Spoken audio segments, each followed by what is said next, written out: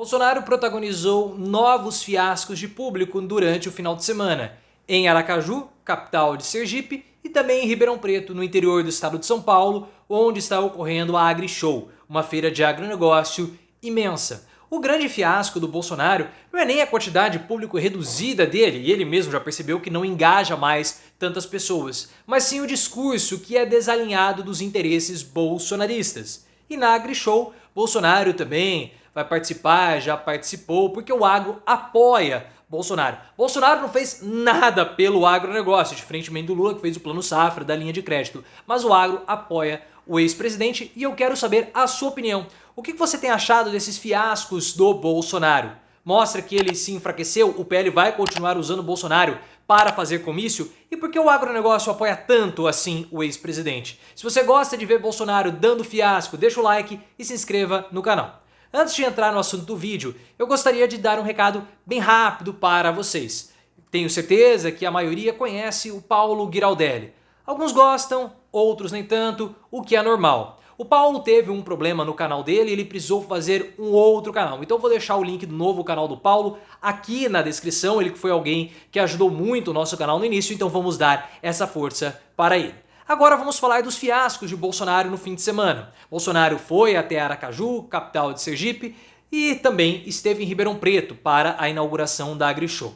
E a quantidade de pessoas bem abaixo do esperado.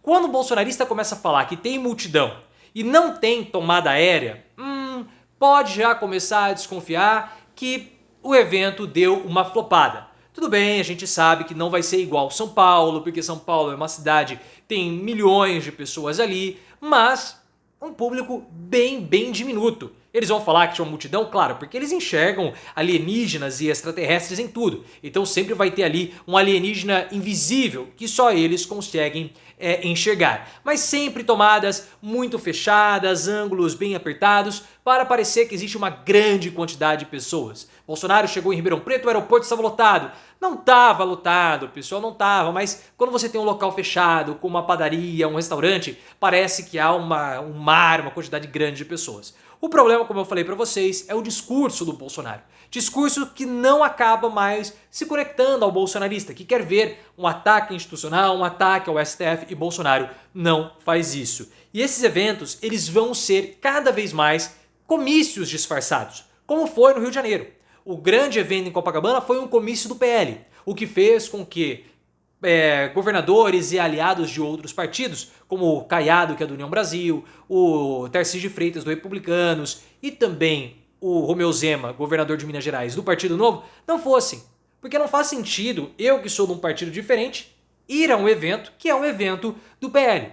Então, mesmo com esses fracassos de público, que expõem uma fraqueza, uma fragilidade no engajamento de Bolsonaro, para o PL é interessante. Então é ruim para Bolsonaro, mas bom para o PL, porque os candidatos eles são apresentados. Em Ribeirão Preto, a Zoe Martins, que é aquela cubana que gosta de falar, que aprendeu a usar papel higiênico com 12 anos quando chegou ao Brasil, porque em Cuba ela não sabia usar, não sei como que ela fazia a higiene dela, também não quero nem saber. Ela vai ser candidata a vereadora em São Paulo, é a candidata da Michelle, e já é uma preparação para 2026, porque ela vai substituir a Carla Zambelli, que vai ser caçada e presa. Então são comícios disfarçados. O Bolsonaro vai ter que engolir todos esses fiascos, porque senão ele vai perder a boquinha do PL. Então ele vai ter que engolir a seco, vai ter que participar, mesmo tendo consciência que o poder de mobilização dele reduziu muito.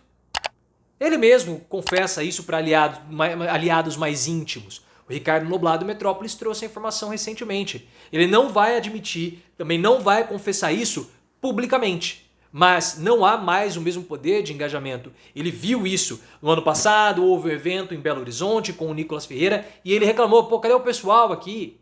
Recentemente, no Nordeste, houve uma reclamação do Bolsonaro porque ele não pôde ser recepcionado dentro do aeroporto, ele teve que sair, aí não dá pra fazer aquela filmagem fechada, todo aquele jogo de câmera, e ele também reclamou. Porque esse é o Bolsonaro hoje. E eu vou só esperar o helicóptero passar. E ele vai optar, portanto, em eventos mais controlados, como a AgriShow, que é um evento de agronegócio, o maior evento de agronegócio do Brasil. Então é um público ali bem bolsonarizado. E nós tivemos em 2023 uma situação que foi um papelão da organização, porque Bolsonaro já não era mais o presidente e a organização dá preferência ao Bolsonaro. Talvez seja uma atração, então, a organização da AgriShow use, ali, possivelmente está usando o nome do Bolsonaro, para atrair mais público. Só que no ano passado foi patético, porque como nós falamos, o que Bolsonaro fez pelo agronegócio brasileiro? Absolutamente nada.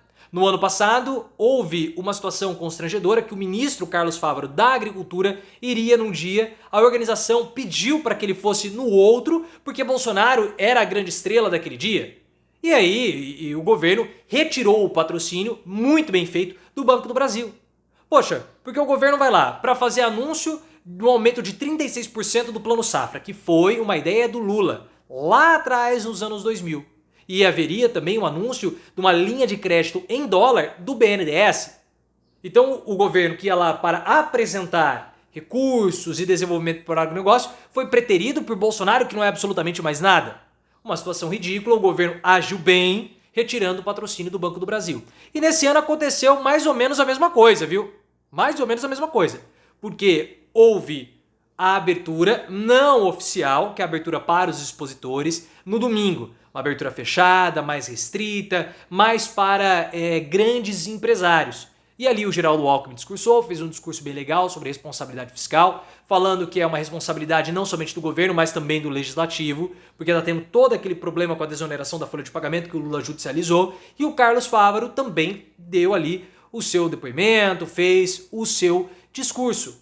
O problema é que o Bolsonaro vai na segunda-feira, ou já foi, dependendo do horário que você estiver vendo esse vídeo, com o Tarcísio de Freitas, que é o governador de São Paulo. Segunda-feira, que é de fato a grande inauguração, a grande abertura para o público. Então o Bolsonaro continua sendo muito mais aclamado pela AgriShow do que o governo que de fato dá dinheiro e gera desenvolvimento para o agronegócio. O agro, ele é muito mais inclinado ao Bolsonaro pela ideologia de Bolsonaro sobre afrouxamento de regras. Tá passando o helicóptero de novo. O agronegócio gosta dessa desregulamentação que o Bolsonaro tem como ideologia. Então, se você lembrar no início do governo Bolsonaro, o que ele tentou fazer? Reduzir a quantidade de radares nas rodovias, teve todo aquele embate com relação ao uso de cadeirinhas ou não para a segurança das crianças, ele aumentou o tempo da necessidade do exame de vista para você tirar a carteira de motorista, passou de 5 para 10 anos, e ele fez várias e várias medidas e outras políticas públicas que afrouxaram as leis e principalmente a fiscalização. O agro gosta disso porque na cabeça do produtor, quanto menos regulamentação tiver, quanto menos fiscalização também tiver, mais vai ser a produção. Então eu vou poder usar toda a extensão da minha propriedade, não vou precisar ter preocupação com mata ciliar, com área de preservação, eu vou poder ter a minha própria arma para me defender. Então o Bolsonaro também facilitou o acesso a armas ao homem do campo. Então por isso que o agronegócio, que tem essa ideologia de desregulamentar tudo, fica muito mais ao lado de Bolsonaro, que nunca fez absolutamente nada pelo segmento, do que ao lado de Lula. E eu vi algumas interpretações, algumas análises de alguns comentaristas de imprensa, como o Leonardo Sakamoto, do UOL, e também o Reinaldo Azevedo, sobre a existência de dois agros. Aquele agro atrasado, que tem aquela mentalidade até escravista, e o agro que de fato produz, responsável pelo PIB. Dando a entender que o agro atrasado estaria com o Bolsonaro, e o agro que produz, da JBS, enfim, dos grandes produtores que exportam, estaria ao lado de Lula. E não caiam nessa percepção, porque o agronegócio como um todo está ao lado de Bolsonaro porque quer essa desregulamentação. Ah, mas tem os exportadores que estão preocupados com as questões ambientais, senão eles sofrerão embargos na Europa, nos Estados Unidos. Na verdade, essas pessoas, elas também querem essa desregulamentação em todo o mundo. Eles não gostam dessas leis ambientais que tem na Europa, por exemplo. Então não entrem nessa de que tem o agro com o Lula e o agro com o Bolsonaro. Não, o agronegócio, majoritariamente, ele é bolsonarista.